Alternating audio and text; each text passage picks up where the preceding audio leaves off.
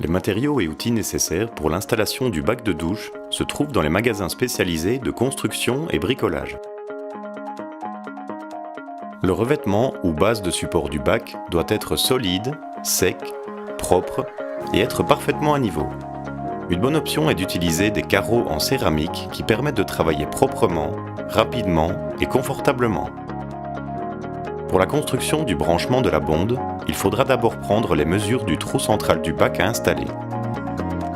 Au cas où vous ne disposez pas encore du bac, demandez à votre revendeur la fiche technique du bac qui contient ses coordonnées.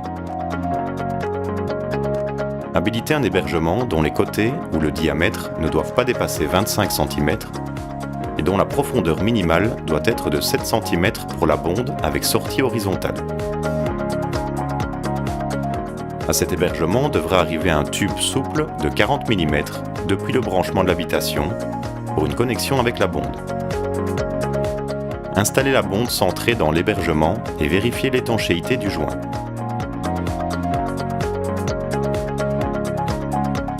Amenez le bac et marquez tout le périmètre. Protégez toute la surface avec du ruban adhésif, ainsi que le sol en dehors du périmètre qu'occupera le bac plus tard, afin d'éviter que le mastic ne se répande en dehors des limites souhaitées. Remplissez avec du mortier tout l'espace autour de la bonde, en vous assurant qu'il est complètement centré par rapport au trou du bac à installer et au niveau du sol qui servira pour la base du bac.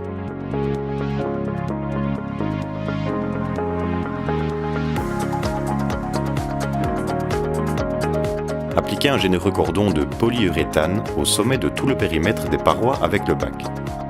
Ce cordon offrira une bonne étanchéité entre les parois et le bac.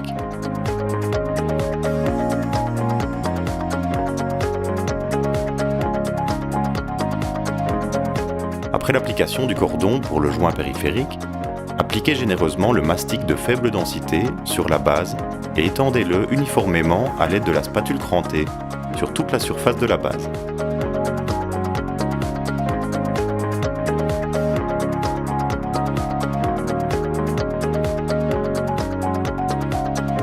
Une fois le mastic appliqué, procédez à l'installation du bac dans son emplacement définitif.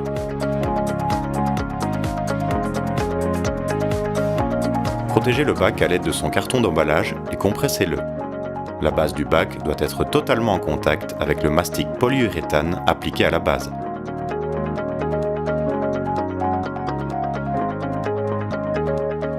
Terminez l'installation de la bonde au bac en utilisant les joints fournis. Fixez-les bien pour assurer une étanchéité maximale. Comblez les espaces sur tout le périmètre entre les parois et le bac avec le mastic de polyuréthane afin d'obtenir une étanchéité totale. Retirez délicatement le ruban adhésif de protection autour du périmètre du bac. Avec le bac bien protégé, finalisez le carrelage.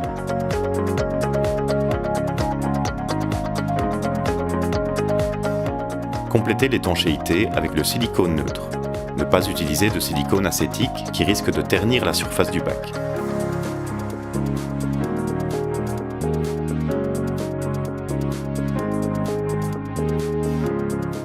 Procédez au marquage des trous du contour de la paroi en utilisant le niveau pour atteindre une verticalité parfaite. À l'aide de la perceuse et de la mèche de diamètre adéquat, nous percerons les trous pour l'hébergement des blocs. Installez le contour de la paroi et fixez-le avec les vis.